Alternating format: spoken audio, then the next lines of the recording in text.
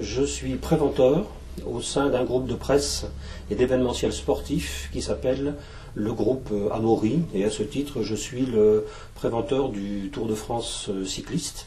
J'ai également une autre activité, j'anime un réseau de compétences transgénérationnelles. Je crois que je suis abonné à Face au risque depuis le début des années 90.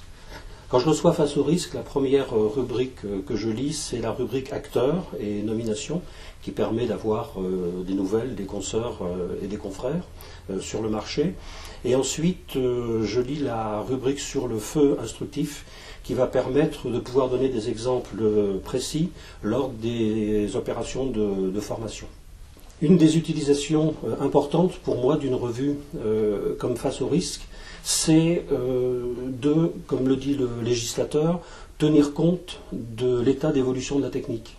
Or, c'est quelque chose d'assez difficile de se tenir au courant de l'état d'évolution de la technique, et c'est vrai que les articles de fond, mais aussi les articles techniques, et éventuellement, disons-le, la publicité technique, nous permet, en plus des différents salons, de remplir cet objectif important qui nous est fixé par le législateur.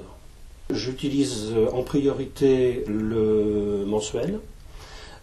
J'utilise le site internet pour aller rechercher des articles plus anciens, et puis je lis aussi de façon tout à fait précise la lettre sur le retour d'expérience. Face au risque a su sortir très tôt du seul sujet de l'incendie, puisque depuis, j'ai le souvenir, je pense, depuis le début de mon abonnement, Face au risque a traité des sujets relatifs à la sûreté, relatifs à la santé au travail, et puis relatifs bien sûr aux moyens techniques, mais également aux moyens organisationnels et informationnels.